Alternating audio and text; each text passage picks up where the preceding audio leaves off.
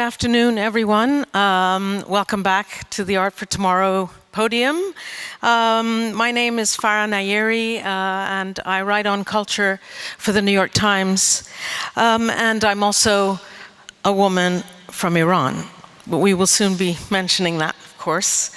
Back in 1721, the great French author and philosopher Montesquieu published the Persian letters, les lettres persanes.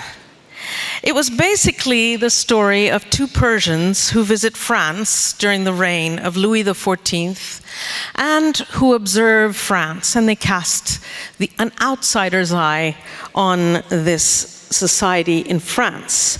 And the two men run into intrigued French people who say to them, "How can one be Persian? Comment peut-on être persan?" For those of you who are French speakers. And to be fair, it's a question I ask myself every day. And not sure I've yet come up with an answer. And I think it's a question that Shirin has asked herself in her art a lot over the years. But I think Shirin and I, in a way, we are like the characters in Montesquieu, because we are outsiders, foreigners, a couple of Persians living in the West and observing the societies around us, each in our own way. So it's very, very nice to be with Shirin here today. And we are both Shirin John, and by the way, just a little word of translation. In Persian, when we refer to each other, we don't just say Shirin. It's a bit unfriendly. We have to say, "Dear Shirin." So we say Shirin John. If I talk to Kim, and if Kim's Persian, I don't just say Kim, I say Kim John. Or if it's Achilles, Achilles John. That's the way it is. So whenever you see me calling Shirin, Shirin John, that's the reason. Shirin John, we are both women of Iran, and we belong to an incredible group who led the first woman-led revolution in the history of humankind, the Woman Life Freedom Movement of a couple of years ago. So I'd like to modify the question posed by Montesquieu and ask you, Shirin, how can one be a Persian woman living outside of Iran at a time like this? I think we need a few hours for that. First of all, good afternoon. I'm really happy to be here. Well, the best way I can really summarize that, I think Iranian women are survivors. And I think about why so much of my work is always focused on the women of Iran. It's not only because I'm a woman from Iran, but because I've truly taken a lot of inspiration from women of Iran from across the generation, from my grandmother to mother to my own generation and the new generation. And I always try to ask myself why, and I think it's women of Iran have been against the wall for so many years, and when you're against the wall that long, you have the most tendency to revolt and rebel and confront the authority or the tradition or the religion. So now going back to your question, as someone who it's really not just entirely Iranian, but also American, and live mostly in the West, the Western idea of feminism never really settled for me in that way. Because I always felt more affinity with the feminism that comes from our part of the world, in a way that it's never about a fight to be equal to the men, but to find and really fight for our place in the society, which is uniquely feminine. And I think that's remarkable. And it's something that I've never really, and finally I just wanted to say, in that case, every video, every film, every work that I've made, it's always depicted the women who are oppressed and against the wall, but they're never losers, they're always victorious. We will be going back to your work on and about Iranian women, but a lot of your recent work is really based in America. Your more recent projects have focused on themes having to do with present-day America, and in fact, the America of Donald Trump. So before we go back to the Iran stuff, talk to us a little bit about these new movies that you've been making the last few years. Well, for a long time, I was an Iranian artist looking at Iran from the outside, living in the US, and sort of trying to grasp the fanaticism, the revolution that took place in 1979, and really from the outside make a research and try to grasp what happened that transformed the Iranian society and upside down. Again, always as an outsider, because obviously I was not living there. Within the last 10 years, I think especially after Trump, I felt a kind of an exhaustion from that perspective, turning my lens toward America. And I realized that more than ever, and particularly since he became second presidency, that we do need the critique and the voice of immigrants, artists, and that that very much what was happening in Iran as an authoritarian society, as a fanatic society, as the way in which the freedom of speech was slowly taken away from people and ruled by a single dictator, is happening in America. So my narratives and my work is now taking the position of an Iranian living in the US, and at once really becoming more my voice, as an Iranian American immigrant, Yeah, I hear you, and it makes sense. I mean, I haven't lived in Iran since, I was a kid. I haven't even been back. And it is difficult for us, those of Iranian women, looking from the outside in. We do have a particular perspective, and, I can't really say that I'm certainly anywhere near as brave as the women who led the Women Life Freedom movement. I try to be brave in my little way, just as a moderator, But I think that in the earlier part of your career, if we may go back to that, because those works resonate still a great deal with audiences, including at the exhibition that you currently have in Milan, I believe there are some works from that period. Your works were very much, and they are because they're still in the present, evocations of your imagination of what it's like to be a woman in Iran, because you said to me last time we spoke in a panel at the Goodman Gallery in London, you were saying, I wasn't in Iran when the revolution happened. I went back to Iran and I realized, everything was different. I mean, women suddenly had to be veiled in public places, et cetera, et cetera. Can I get you to talk about that series and how it came to you? I think you're talking about the Woman of Allah series. I just want to make clear that, I never approach my work in that kind of sociological dimension. My work is very personal, and you have to consider that I'm an Iranian who has lived in exile more than I like to admit, and I've had to be separated from family, the country, and a lot of the work that I have developed has been like a personal obsession of a kind of reunification with Iran, and then Miwa sort of transcending above that personal level and becoming more of a critique about what my findings are, is my curiosity. So it's not that Woman of Allah was never meant to be that I'm trying to make a big statement about a woman who voluntarily became militant to participate in the kind of fanaticism of the Iranian government. It was a very small minority group of people.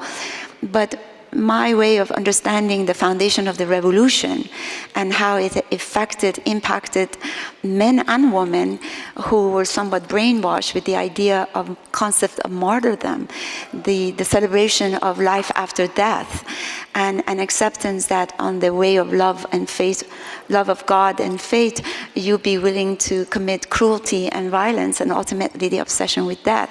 So I was simply raising a lot of questions about how is that possible that a woman who gives birth is equally able to commit cruelty and violence. This was misinterpreted in many ways and read as if I was making a grand statement. The government of Iran thought I was criticizing them. Meanwhile, a lot of Iranians thought that I was endorsing the government of Iran. But what really went lost was that I didn't really have a point of view at that time.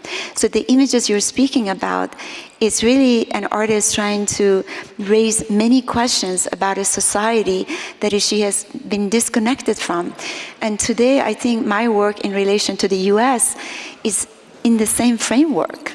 I'm asking from perspective of an Iranian living in the US almost 40 years about the state of this society, the identity of this place called Land of Dreams, and how its identity has been compromised and is shifting.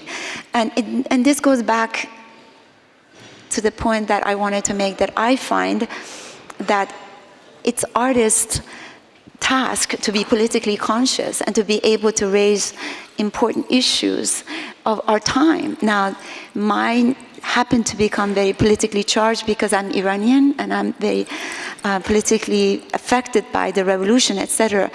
But we're living at a time that to be neutral to some of the issues that are happening in the US, in the world, including Palestine and all over the world, it seems like we would be complicit.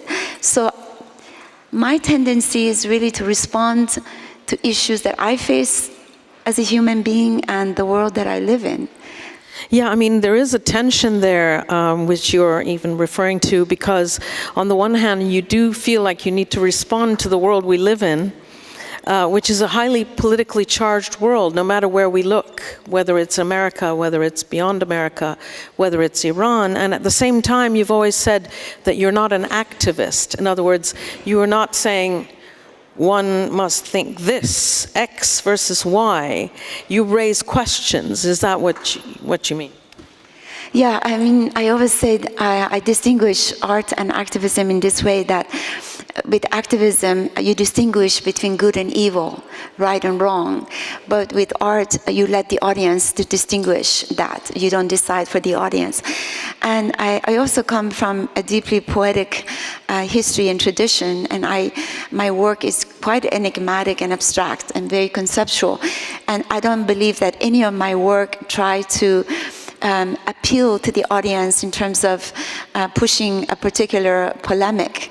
Rather, I think it really talks about humanity, and it is about the issue of power, issue of tyranny, issue of injustice and oppression, but it's also about the beauty of revolt and strength, defiance, and really, this is, I think, the kind of contradictions that exist in every work I make, whether it's a photograph or a video or movie, is always this duality. And I think that goes back to the Iranian tradition of poetic language, that we speak in the way that there are all these references to reality, but at the same time, there's a lot of metaphors and allegories that transcend time and cultural boundaries. And I think that's where I am. I feel more like a poet than an activist. But I think even as a poet, you can speak truth and you can appeal to your audience so they can think about things in maybe a new way. And I think that's the most challenging task of any artist, to make a work that is not a propaganda, but is still really touching them in a deep level. And I find that extremely difficult to balance, to make a work of art that sort of has that balance. But that's my that's what I've been trying to do. And some work are successful, and some work may not be as successful. Yeah, I'm going to open it up to questions, if there are any, right after I ask this one. I just wondered what you think your art would have been like had you not lived in America, because you are an artist who was educated in America and who started her career and continued her career in America, in New York City, which is where you live now. I wondered how you think New York City and being in America has affected what you produce. I mean, very often I say that I belong to the country of New York, because New York to me is an island. I'm very lucky because my young adulthood, my education is really founded in New York. And yet, I think this nomadic life that I have lived in between places, and of course New York being the center, has had its mixed blessing in many ways. I feel that if I had continued to live in Iran, I would have had one local audience and one local narrative. And if I was only born in the US, I would have had, and I would have been an American artist who could have spoken about America. But being in between cultures in a way that I absolutely don't belong to any of them completely, and I have no way of a command to speak truth about either America or Iran, it gives me the luxury to make work that may be actually more universal than I expected it to be. And if that makes sense. And I think for a lot of artists who now, with all this immigration, the global life that we live in, we have been able to sort of defy boundaries. And living in New York and being exposed among so many artists coming from different corners of the world, I have lost a sense of belonging, you know. I live mainly in a Hispanic neighborhood, also African American, et cetera, and you know, I only know what it's like to be a minority. So the Montesquieu question, how can one be Persian? You would have a hard time responding to it, maybe. I mean, I think my foundation and my, like I said, the poetic nature of my work, you know, the mystical aspect of my work is deeply grounded in tradition of mysticism and poetry in Iran. And it's really ingrained in my blood. But at the same time, I'm Muslim and Persian, but I'm also American. I'm very Western. And that's the reality of who I am. I mean, look at how I look. I mean, this is Asian. This is all very Western. I mean, we are full of influences and contradictions, and that's really part of something that I celebrate, that I don't deny. And I wanted to say about my work is as much rooted in conceptual art as it is to Islamic and Persian art. Absolutely. Are there any questions here in the audience? Yes, please go ahead. And if you could introduce yourself, it would be great. We have someone here in the front row. We have about a little over 10 minutes. Hello, hi. My name is Fahad Al-Baidli. I'm directing the Design Binali in Doha. First, like Farah, I always love hearing you and your debates. Shirin, like I think we met in 2015 in Doha at Madhaf, which we had the exhibition, was really took everyone in, like the audience in Qatar, to different level and consciousness in terms of like storytelling and poetry. I think I loved one of your films where there's a dialogue between female and male vocally. I loved that actually you featured those two genders, and I keep hearing from you like you like your stories to be all about women in a way.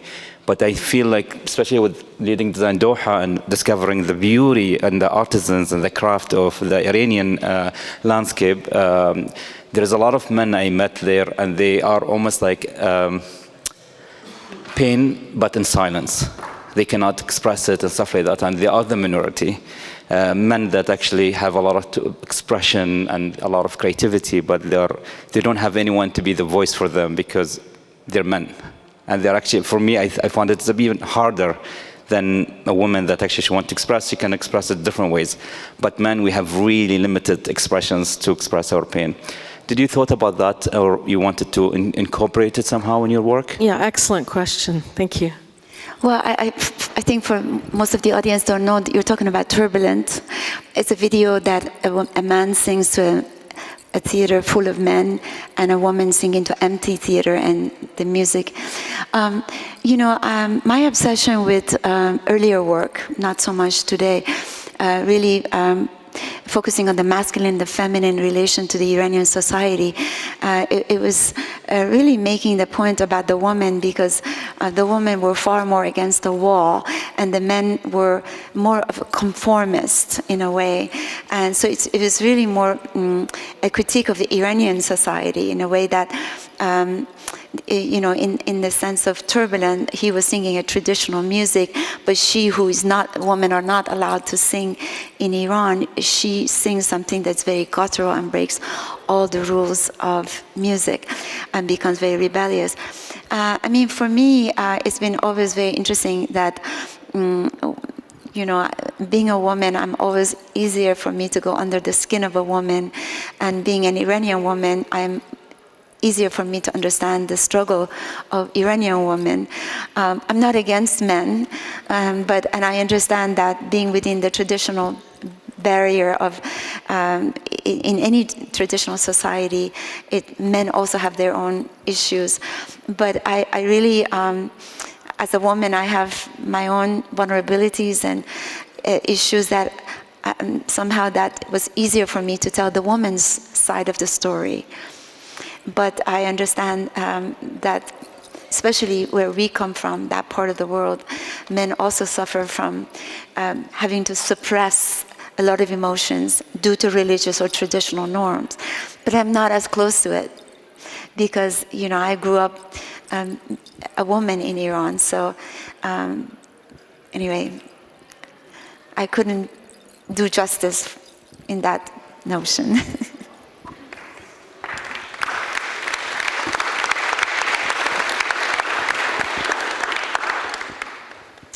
I do want to ask a question about a historical one about the women of Iran, which we discussed in a video, which you can all, if you wish, see on YouTube, because Shirin and I had a conversation at the Goodman Gallery, and there's one that's videoed. And you spoke very evocatively about the fact that the body of the woman in Iran always somehow embodied the political and ideological changes taking place in the country. And as you explained in that video, when the Reza Shah Pahlavi, the father of the last Shah, took over, he decided that he wanted to modernize and secularize Iran.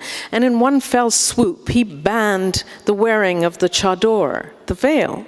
And there were a lot of very respectable women, including your grandmother, including many, many women who couldn't leave the house because they were no longer allowed to wear the veil. There was this kind of compulsive secularization. And now we have the opposite. Again, the women and their way they're dressed being the symbol of the Islamic Republic and its revolution, meaning that the veil is now compulsory. It's the other way around. If you don't wear it, you risk arrest and imprisonment. And so, in fact, it's such a big deal that I think that the veil is really one of the pillars of the Islamic Revolution. And it's kind of a little bit perplexing, and here it's just me speaking, that we and what we wear should be such a big deal for the politics and the ideology of our country. So anyway, take it away.